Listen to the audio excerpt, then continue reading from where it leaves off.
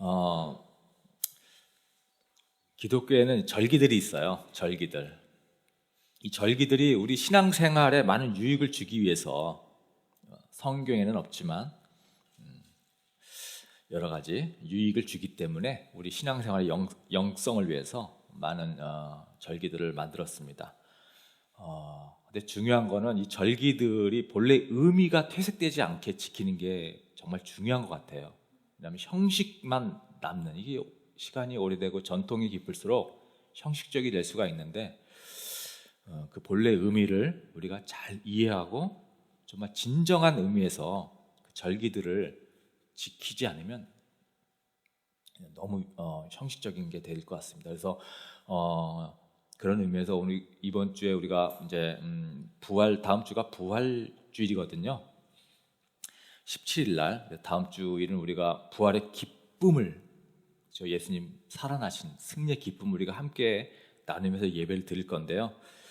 지금은 이제 사순절 기간을 우리가 지내고 있어요. 부활하기 전에 40일 기간, 사순이 40일이잖아요. 사순 40일, 3월 2일서부터 이게 시작됐습니다. 40일 계산해서. 근데 이제 주일은 빼고 40일 계산하다 보니까 딱 40일은 아니고 44일, 5일 뭐 이렇게 되겠죠. 사순절 기간은 예수님의 이 고난의 의미를 우리가 좀 이렇게 생각해 보는 시간이에요. 예수님이 40일 뒤에 십자가에 돌아가시고 부활하시는구나. 그러니까 경건하게 좀 묵상하면서 살아보겠다고 사순절을 정한 건데요. 오늘은 이제 그 종려주일로 우리가 지금 이 주일 예배를 지키고 있습니다. 종려주일. 아스바, 우리 아까 그 영상 한번 보도록 할게요.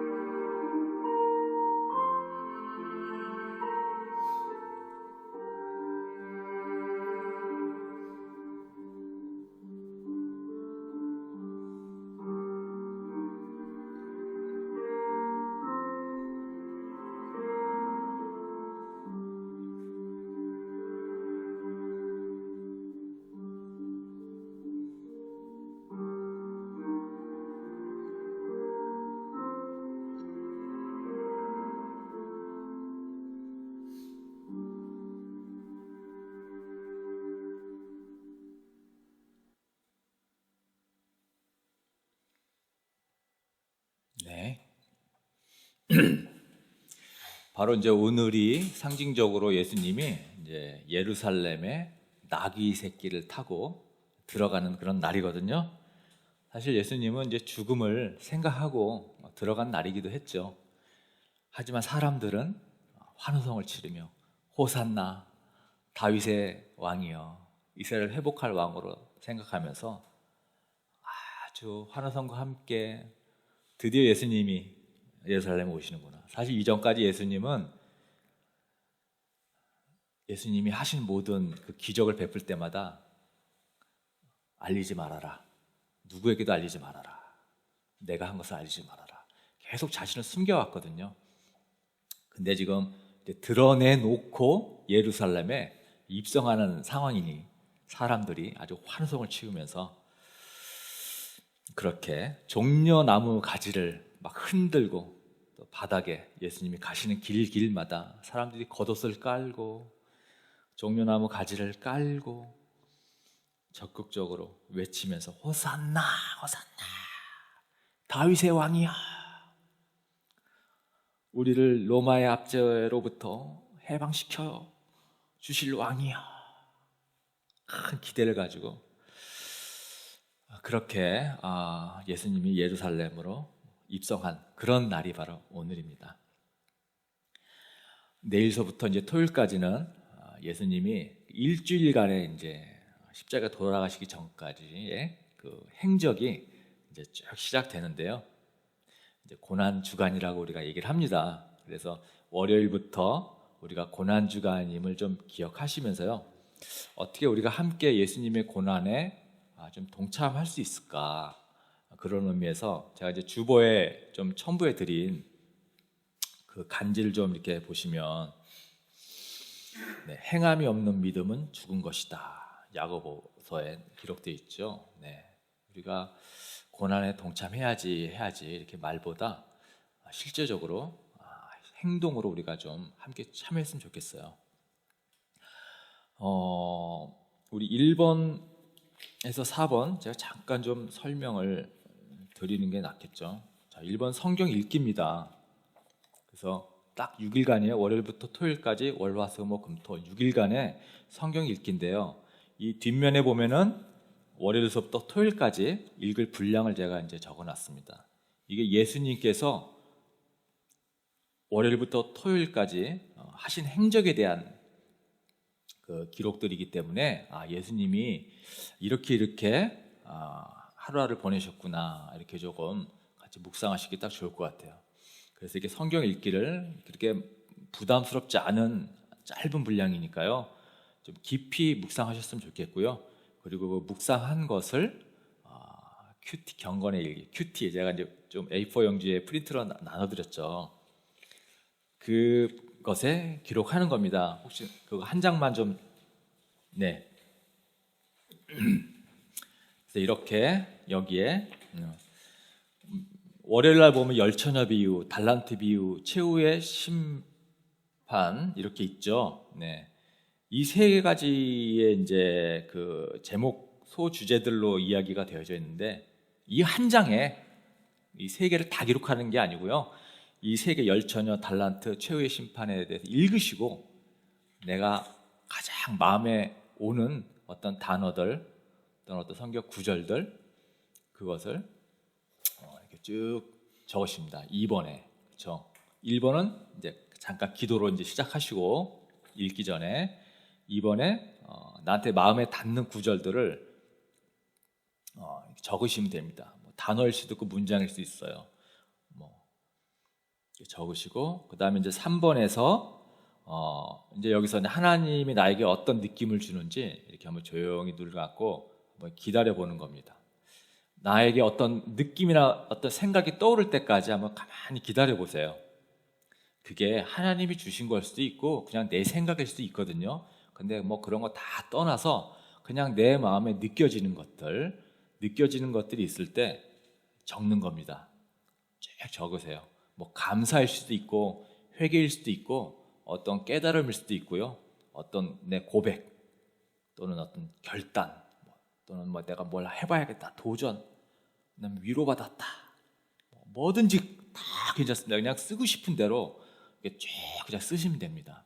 마음속에. 근데 쓰는 게 중요해요. 쓰다 보면 또 손이 이렇게 내 생각을 움직여서 써질 때가 많거든요. 그래서 좀 길게 쓰는 게 중요합니다. 3번을 쭉 쓰시고 그다음에 4번에 가서는 그렇게 해서 적은 것 중에서 혹시 오늘 내가 이렇게 한번 해봐야겠다 실천할 수 있는 거리가 있으면 4번에 한번 적어보는 거예요. 내가 오늘 누구에게 내가 무엇을 해야겠다. 내가 오늘 좀 섬김에 대해서 내가 쭉 썼으면은 그래 내가 오늘 누구를 만나는데 내가 이 사람을 좀 섬기는 그런 마음으로 만나야 되겠다.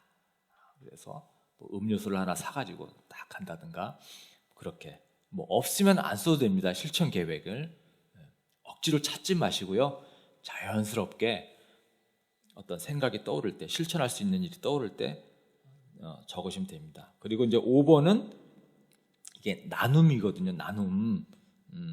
그 나눔은 서로 나누면서 그 은혜를 서로 끼치는 거거든요. 그래서 오늘 내가 어떤 누구를 만나거나 또 아니면 카톡으로 또 뭐 우리 아들한테 와이프한테 뭐 친구한테 오늘 내가 이 큐티를 이 경건의 시간을 가지면서 내가 오늘 받았던 은혜들이 있으면 잠깐 이렇게 좀 나눌 수 있도록 이렇게 생각을 해보는 겁니다. 적는 거죠. 내가 오늘 이 사람한테 좀 이거 나누면 좋겠다.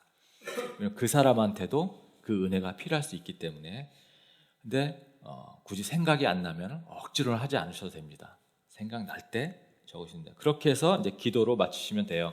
굉장히 간단하게 이렇게 묵상할 수 있도록 해놓은 거니까 이렇게 여러분들이 성경 읽고 한 주간 동안 예수님의 그 행적을 깊이 좀 묵상하면 좋겠습니다. 그리고 두 번째는 미디어 절제.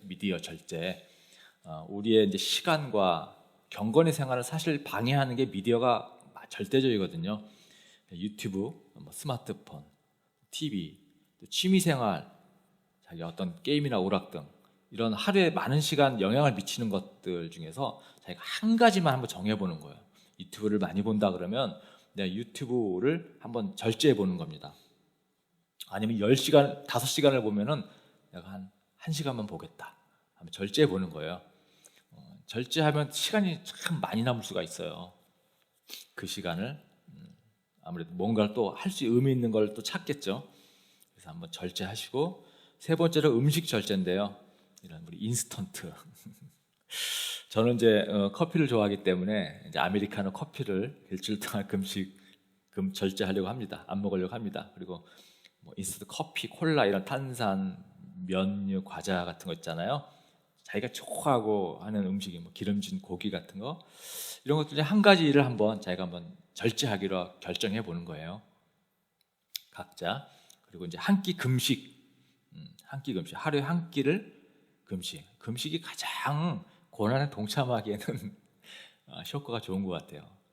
이 배고픔을 참는 것만큼 고난이 없잖아요.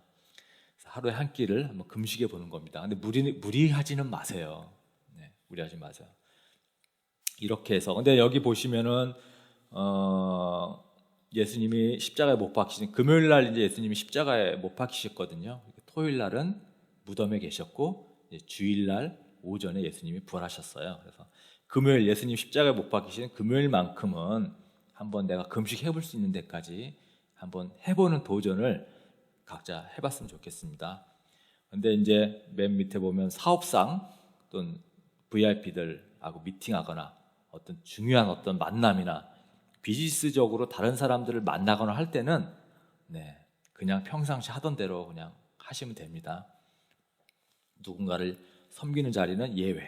그래서 융통성을 발휘하고 본인이 하나님 앞에 하나님 동기를 보시니까 하나님 앞에만 충분히 이렇게 자기 의지를 잘 담아주시면 되겠습니다.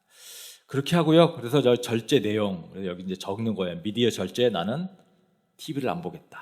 뭐 스마트폰을 뭐 몇 시간을 줄이겠다.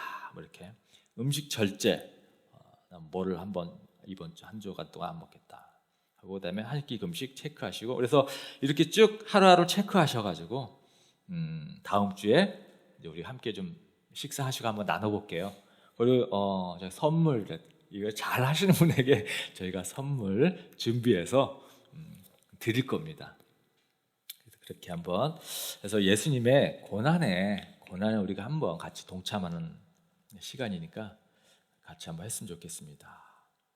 뭐 1년 중 딱 6일인데 이거 못 하겠습니까? 같이 한번 했으면 좋겠고요.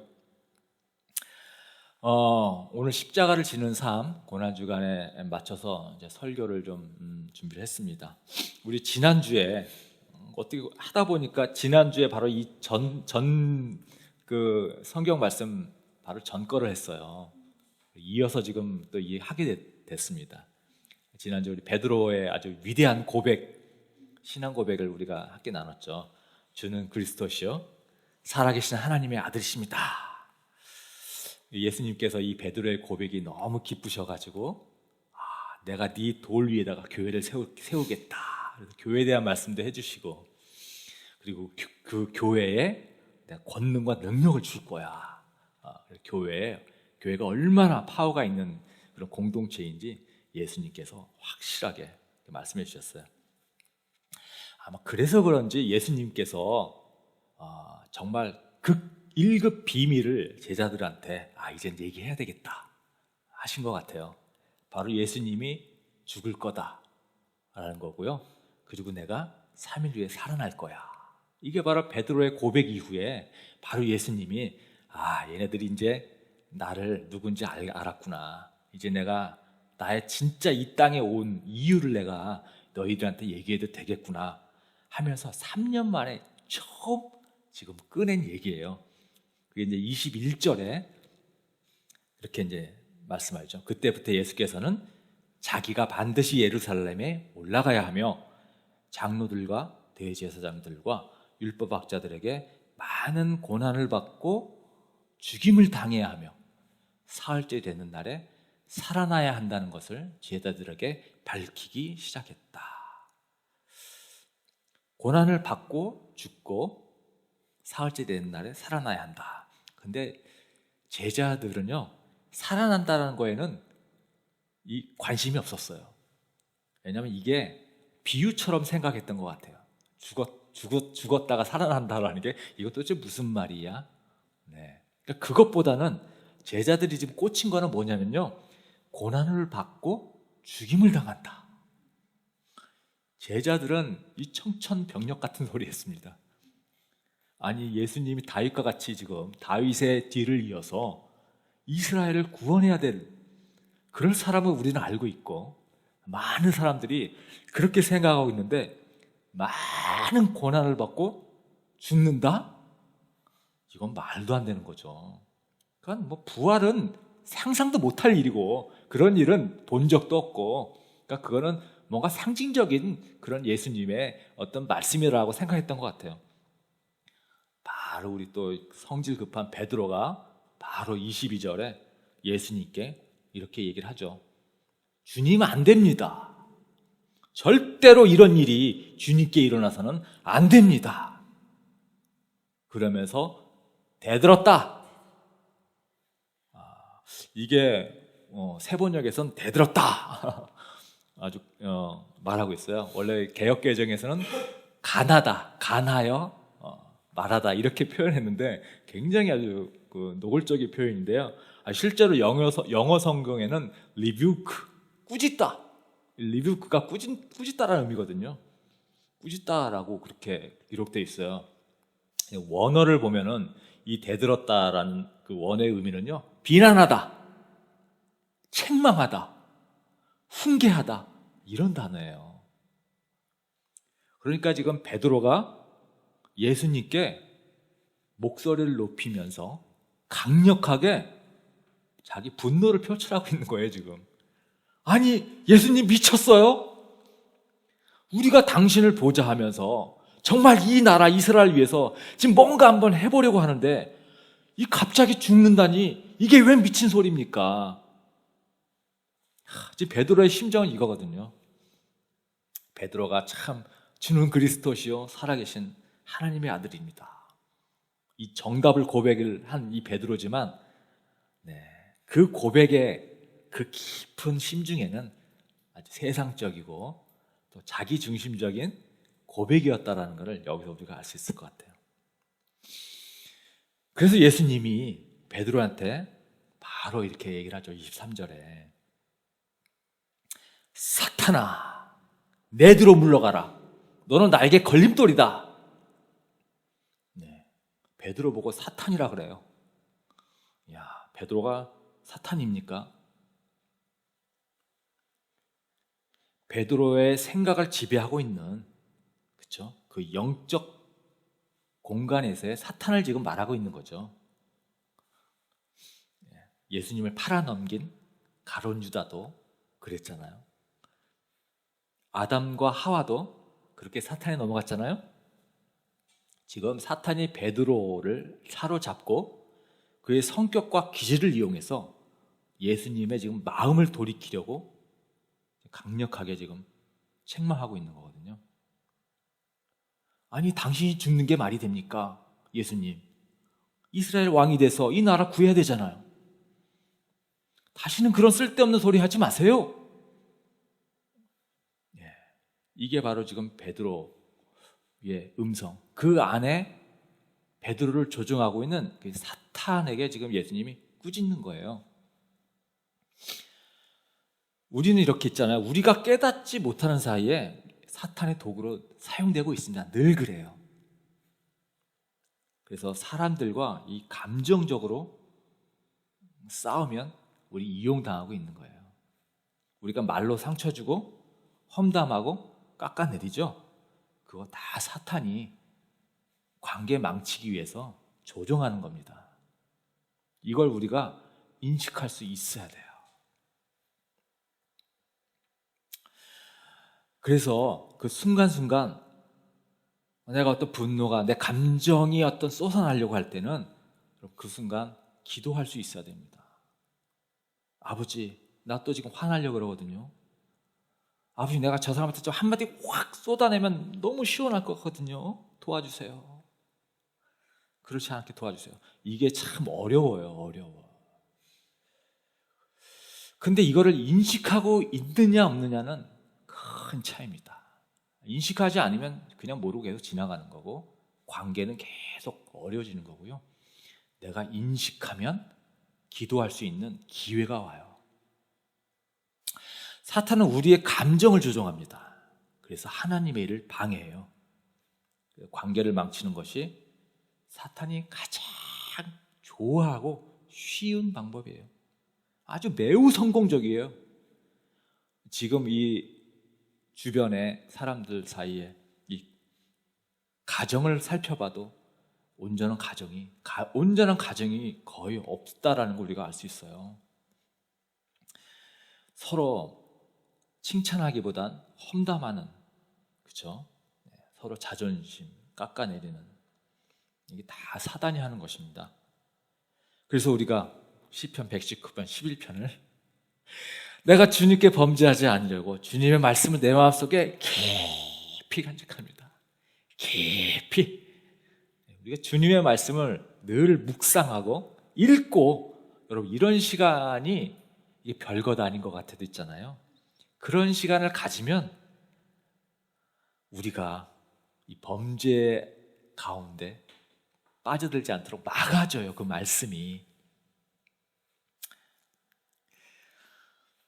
네, 우리의 이런 뒤에는 항상 지금 베드로처럼 악한 그 영적인 세력들이 우리의 말과 이 입술을 조종한다는 거 잊지 마셨으면 좋겠습니다. 그리고 어떤 사람한테 이제 기분 나쁜 소리 듣잖아요. 그러면 그 사람 자체를 보지 마시고요. 그 사람 뒤에 있는 지금 이 사람을 이 악령이 아주 강하게 조종하는구나, 이렇게 좀 바라볼 수 있었으면 좋겠습니다. 그러면 내 감정이 동요되지 않거든요. 훨씬 그 사람을 오히려 불쌍히 여길 수 있는 긍휼의 마음이 또 생길 수 있거든요.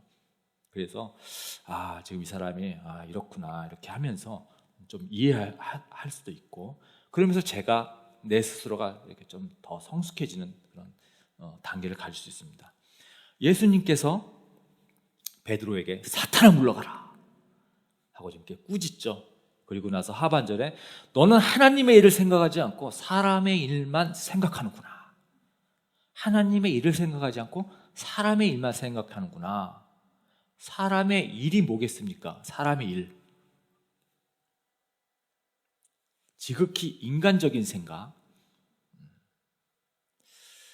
하나님의 일이 아니라 인간적인 일만 생각하는구나. 이거는 우리한테 하는 말이에요. 예수님이 베드로에게 하고 있지만, 하나님을 위해서 우리가 어떤 일을 할까 생각하는 게 아니라 내 삶을 위해서, 내 건강을 위해서, 내 미래를 위해서 무엇을 할까? 사람들은 늘 자기 하고 싶은 것만 찾아 살아요. 늘 그래요, 늘. 우리가 예수님을 믿어도 우리는요, 늘 우리 옛 성품이 있어서 그렇거든요. 옛 성품. 예수님 믿어도 그 옛 성품에 벗어나기 쉽지 않죠. 고쳐버려야 해도 이게 참 잘 안 돼요. 안 되니까 자꾸 그런 생각하죠. 내가 정말 구원받은 거 맞아? 구원받았는데 내가 왜 이렇게 안 달라지지? 이런 생각 하게 돼요. 이게 사탄의 거짓말입니다. 절대 속으면 안 돼요. 내가 아무리 형편없던, 여러분, 구원은 이랬다 저랬다, 줬다 뺏었다가 이럴 수 있는 게 아닙니다.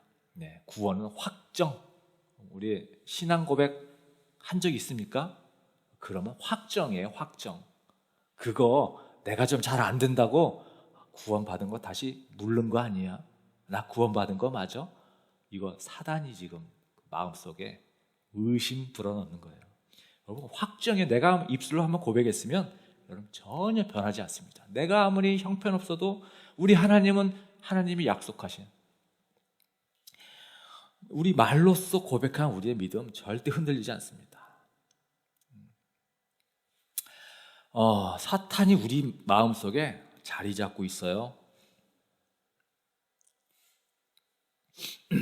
우리 안에 성령도 자리 잡고 있고, 우리 예수님을 구주로 영접하면 우리에게도 신이 내린다 그랬잖아요. 무당이 신이 내리듯이 무당은 악신이 내리는 거고, 우리는 예수님을 믿을 때 성신이 내립니다. 그걸 성령이죠, 성령. 그래서 우리가 거룩한 영의 지배를 받기 시작하는 거예요.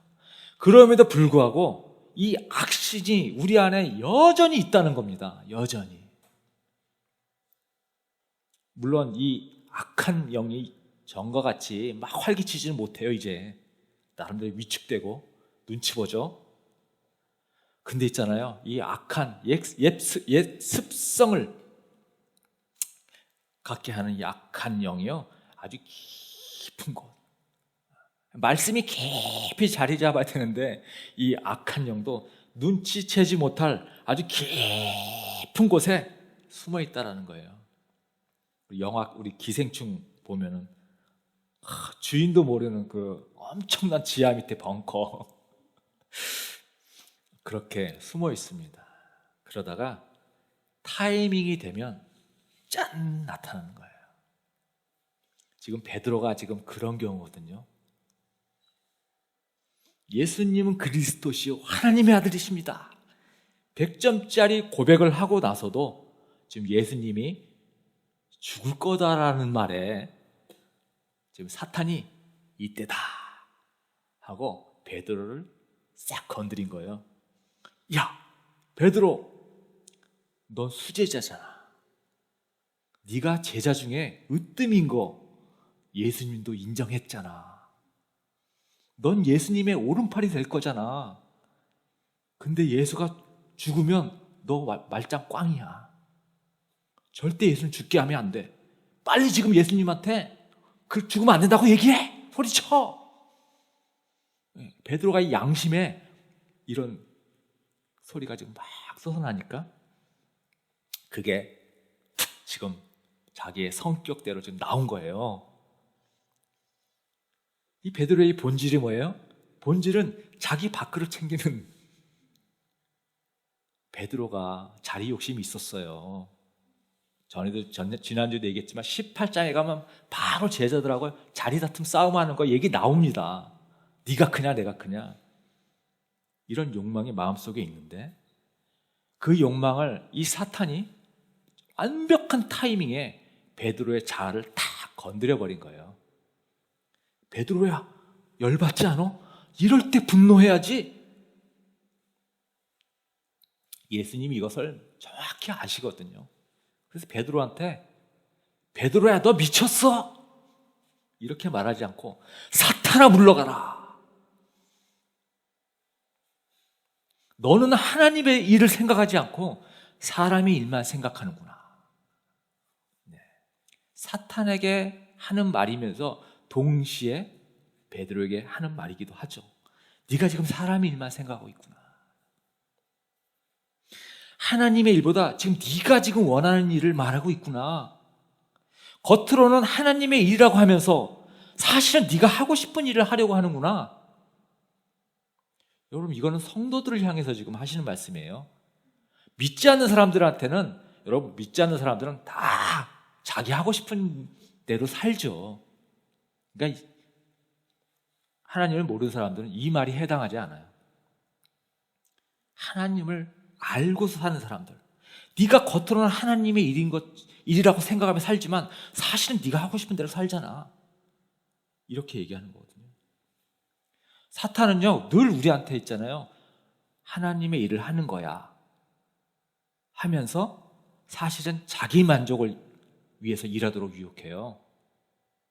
지금 우리가 하고 있는 일을 한번 생각해 봐요. 내가 사업을 하든, 또 우리 청년들이 지금 없어서 음악 활동을 하고 있든, 저 같은 경우 제가 지금 교회 목회를 하고 있든, 다 하나님의 영광을 위해서, 하나님을 위해서 내가 정말 사업적으로 성공하고 싶고, 그래서 성공하면 진짜 하나님을 위해서 내가 헌금도 많이 할 거야, 교회를 위해서 많이 섬길 거야, 어려운 사람 도울 거야, 이렇게 누구나 다 이렇게 생각합니다. 그런데 제가 질문을 이렇게 던져보면, 지금 하고 있는 사업들, 또 음악 활동들, 우리 온라인에 들으신 청년분들도 한번 생각해 보시죠. 여러분들이 꿈꾸고 있는 음악 활동들, 학교 생활, 또 우리 전도사님 학교, 교회, 신학교에서 공부하고 있는, 하나님이 하라고 하셔서 했습니까? 하나님이 하라고 해서 하는 일인가요? 이렇게 물어보면 여러분 한번 생각해 보십시오. 어떻게 대답하시겠습니까? 내가 하고 싶어서 하는 일입니까? 하나님이 하라고 해서 하는 일입니까? 예, 사탄은 있잖아요, 인생의 주인공은 너야, 네가 주인공이잖아, 네가 하고 싶은 일을 해야 행복할 수 있어, 네가 좋아하는 일을 하면 그게 행복인 거야. 그리고서 신앙생활 하나님을 또 잘 믿고 이렇게 살면 아주 좋은 성공적인 삶이야. 늘 이렇게 얘기를 합니다. 사탄이 이렇게 유혹해요. 물론 주님도 우리가 행복하게 살기 원하죠. 우리가 하고 싶은 일을 하면서 행복하게 살기를 원하세요, 하나님도. 근데 동기가 뭐냐, 동기. 하나님 우리의 동기를 보시거든요. 그리고 하나님 우리의 마음에 소원을 두고 일한다고 하시잖아요. 내가 어떤 사업을 하고 싶어. 하나님이 그렇게 우리의 마음을 주세요. 내가 일을 하면 너무 잘할 것 같아, 이런 마음도 주세요. 내가 음악 활동으로 내가 하나님께 영광을 돌리고 싶다, 이런 소원을 하게 하시죠. 이런 마음을 주시죠. 그리고 실제적으로 그런 재능도 주시고 사업할 수 있는 어떤 능력도 주시고 일을 할 수 있게 하십니다, 하나님이. 그런데 하나님의 이름을 이용해서 결국 자기 하고 싶은 대로 사는 거, 아주 미묘한 차이잖아요. 우리는 늘 사탄의 유혹에 걸려들고 있습니다. 그래서 기도하는 겁니다. 기도. 여러분, 하나님의 뜻인지 아닌지 여러분 반드시 기도하고서 살아가는 거예요. 내가 음악을 하면 너무 행복하게 살 수 있을 것 같아. 자, 이런 생각 줬어요? 그럼 하나님이 나에게 주신 생각일 수 있고 내 개인적인 욕망일 수 있어요. 그럼 어떻게 해야 돼요? 기도해야죠. 하나님, 내가 음악을 진짜 하고 싶어. 음악을 통해서 정말 하나님의 어떤 그런 영광을 돌리고 싶은데, 하나님 정말 이게 제가 해야 될 일입니까? 기도해야죠. 사업할 때도 이 사업을 내가 하면 너무 잘할 수 있을 것 같은데, 하나님 내가 이거 한번 해볼까요? 물론 기도한다고 하나님이 그래 해라!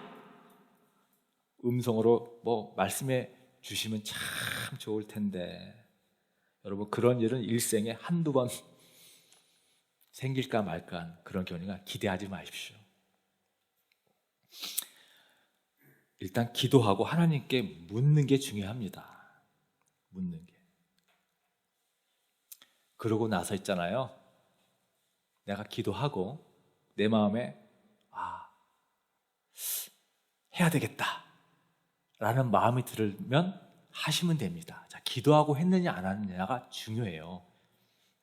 그렇게 해서 하려고 했는데 찜찜하면 어떻게 해요? 절대 하면 안 돼요. 여러분, 하나님 우리 양심, 직감을 통해서 우리한테 말씀하세요. 우리의 직감이 굉장히 중요해요.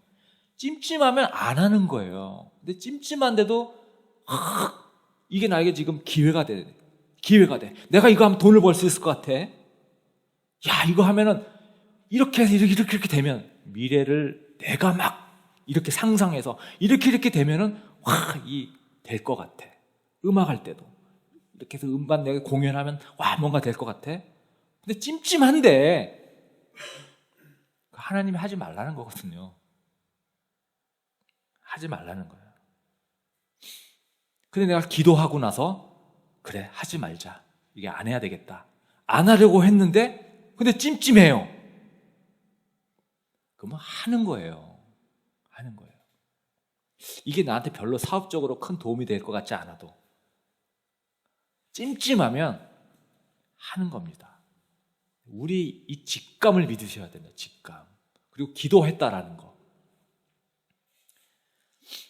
그리고 하려고 했는데 찜찜해. 안 하려고 했는데도 찜찜해. 그러면 기다리는 거야. 스테이. 아직 하나님의 타이밍이 아니다라고 생각하시고, 하나님 우리 양심을 통해서 일하세요. 하나님은 우리의 음성으로 해! 하지 마!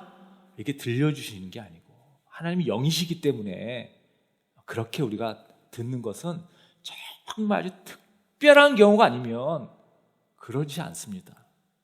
그래서 우리의 양심의 소리에 민감하게 듣고 그 양심에 따라서 판단하는 이러한 어떤 경험들을 우리가 많이 쌓아나가야 됩니다.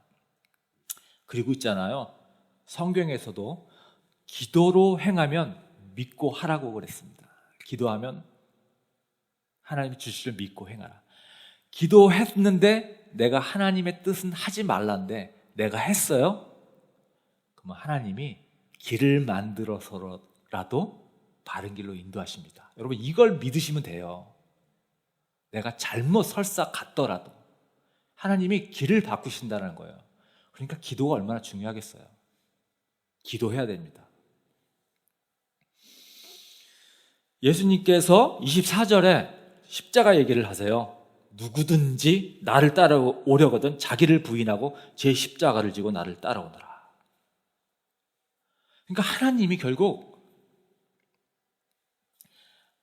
우리에게 네 자신을 부인해라. 네가 하고 싶은 대로 살지 말고 나를 따라라. 자기를 부인해라. 자기 자신을 믿지 말아라. 그러니까 네가 하고 싶은 대로, 네 생각대로 살자. 자아부정. 지금 이 얘기를 하고 있어요. 네 성질대로 하면서 예수님 따를 수 없다. 네가 하고 싶은 대로 살면서 예수님 닮아갈 수 없다. 네 고집대로 그렇게 살면서 예수님처럼 예수님의 삶을 살 수가 없다. 지금 그 얘기를 하고 계신 거거든요. 그러니까 내 자기의 자신과 계속 싸워야 되는 거예요. 자기 부인하는 게 결국 자기와 싸우는 거잖아요. 우리가 하나님의 말씀대로 살려면 늘 자기와 싸우게 돼요. 왜냐하면 우리는 정말 편하게 살고 싶은 그런 욕구들이 있잖아요. 근데 우리가 하나님의 말씀에 순종하고 살려면 이 자신과의 싸움을 싸우라는 거예요. 이게 바로 제 십자가를 져라. 제 십자가를 져라. 그 얘기입니다. 우리의 진짜 적은 자기에 대한 자기 사랑. 그렇다고 자기를 미워하려는 말은 아니죠. 우리 다 알죠. 우리는 하나님은 우리 자신을 우리 소중하게 생각하고 아껴야 되죠. 근데 하나님 다음으로, 하나님의 일 다음으로 하나님 안에서 자기를 잘 돌보는 거죠. 사탄은 이 자기 사랑, 네가 최고야, 네가 행복해야 돼, 이런 자기 사랑에 의해서 우리는 이 자존심이라고 하는 거를 꽉 가지고 있어요. 이 자기 사랑이 강할수록 자존심이 엄청 셉니다. 사탄이 이 자리에 딱 비집고 들어가서 자리 잡고 있거든요. 내 성질대로 하면 속이 시원하겠는데 네 성질대로 하지 않고 인내하고 참는 거, 이게 자기 십자가 지는 거예요. 작년에 제가 한 단체에서 좋은 공연 의뢰가 왔었어요. 너무 취지가 좋은 일이었기 때문에 제가 뭐 공연료 뭐 따지지 않고 그냥 무조건 하겠다 그랬어요. 근데 이 공연 기획하시는 분이 이쪽 공연계에서 이런 기획 일을 처음 하시는 분이어가지고 좀 답답하게 일하는 겁니다. 프로들끼리는 이렇게 몇 마디 한두 번 의사소통하면 알아서 잘 진행이 되는데 이분은 이제 그런 경험이 없다 보니까 막 세세하게 막 이것저것 다 체크하고 물어보고, 심지어는 뭐 회의하는데 와라 가라 너무 불필요한 것까지 막 물어보고 하니까, 아유, 이런 것까지 물어봐야 되나, 여기까지 내가 왔다 갔다 해야 되나, 막 이런 생각이 나면서 좀 짜증이 났어요. 그래도 내가 목사인데 그냥 시킨 대로 잘 하자 이해하고 그러면서 이제 했단 말이에요. 공연 당일날 리허설까지 이제 딱 마치고서 잠깐 이제 짬이 나서 커피 한 잔 마실 시간이 있었습니다. 근데 기획자분이 저한테 저희가 조금 처음이라서 좀 힘드셨죠. 그러면서 혹시 저희들이 뭐 이렇게 고쳐야 될 거 있으면 이렇게 말씀해 주시면 저희들이 한번 도움이 될 것 같다고. 그래가지고 제가 그래, 이분한테 얘기를 해주면 이분한테 도움이 되겠다 하면서 이제 얘기를 한 거예요. 이런 것들은 이렇게 하시면 되고 이렇게 하면 되고, 그리고 회의 같은데 아티스트 누가 회의할 때 아티스트로 오라가라 하냐, 이런 이제 얘기를 하다 보니까 내 속에 있던 이제 감정이 나온 거예요. 불편했던 감정, 짜증났던 감정이 나도 모르게 이제 나오면서 한마디로 그 사람한테 이제 다 쏟아내게 된 거죠. 근데 있잖아, 내 속에서는 이거 하면 안 되는데, 이미 하나님이 내 안에서 계속 그거는 하면 안 돼, 저 사람한테 마음에 상처가 될 수 있어, 하지 마, 계속 이런 음성이 있었거든요. 근데 제가 그거를 누르지 못하고 내 감정이 앞서다 보니까 나온 거예요. 그러니까 내가 막 짜증이 났던 것들이 꼭꼭 숨겨져 있다가 나온 거예요. 어떻습니까? 그 사람 내 앞에서 무안하고 미안해가지고 고개를 푹 숙이면서 죄송해요. 근데 지나고 나니까 내가 잘못했구나 바로 느껴지죠. 우리는 내가 좀 참았어야 되는데 내가 넘어섰구나, 그런 느낌은 뒤늦게, 우리는 항상 저질러 놓고 나서 생각이 나요. 그래도 괜찮습니다. 바로 하나님한테, 하나님 죄송해요, 제가 하지 말았을 텐데 좀 도를 넘었어요, 이렇게 기도하고 하나님께 용서를 구하는 그런 시간을 갖는 거죠. 이렇게 자기 자신을 깨닫는 것만 해도 얼마나 소중합니까? 예수님은 이렇게 온갖 사단의 또 방해, 회방, 그렇죠? 권력자들한테도 십자가의 죽음에서 방해받았고 제자들한테서도 방해받았고, 그러니까 예수님께서 십자가를 지신 것은 완전한 순종이었고요, 정말 자존심 1도 세우지 않는, 예수님이 자존심을 세우지 않았기 때문에 십자가를 지실 수 있었던 거잖아요. 예수님이 이제 붙잡히시기 전에 겟세마네 동산에서 마지막 기도하시거든요. 이게 마태복음 26장 42절인데요. 예수께서는 조금 더 나아가서 얼굴을 땅에 대고 엎드려서 기도하셨다. 나의 아버지, 하실 수만 있으시면 이 잔을 내게서 지나가게 해주십시오. 그러나 내 뜻대로 하지 마시고 아버지의 뜻대로 해주십시오. 맘만 먹으면 예수님 언제든지 십자가 안 질 수 있죠. 당연한 거죠. 예수님이 자존심을 세웠다면 절대 십자가 지지 않으셨죠. 그러면서 이 예수님께서 하나님께, 아버지에게 간절하게 기도하잖아요. 아버지, 내가 이 십자가 꼭 져야 됩니까? 이 창피하고 고통스러운 이 십자가를 제가 져야 됩니까? 아버지, 너무 두렵고 무서워요. 이 십자가 죽음 말고 다른 방법 없습니까? 아버지, 그럴 수 있다면 피할 수 있게 해주세요. 이런 기도를 하시고, 하지만 이것이 아버지의 뜻이라면 아버지 뜻대로 십자가 지겠습니다. 베드로한테는 네가 하나님의 일을 생각하지 않고 사람의 일을 생각하는 거라 꾸짖었지만, 우리 예수님 아버지한테 자기 속마음 다 얘기하잖아요.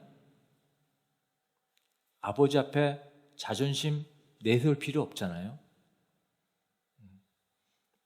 우리가 사람 앞에서 내 자존심 내세울 수 있지만 아버지 앞에서는 우리 안 그랬으면 좋겠어요. 예수님이 이렇게, 아버지 나 죽고 싶지 않아요. 나 십자가 정말 나 너무 무서워요. 아버지 이거 좀 안 하면 안 돼요? 근데 아버지 뜻이라면 내가 순종하겠습니다. 내 자존심 다 내려놓고 내 아버지 뜻 따를게요. 하나님 앞에서는 우리 모든 얘기 다 할 수 있어요. 여러분, 이 다윗이 시편 읽어보면요, 하나님한테 아버지, 나 저 악인 좀 죽여주세요.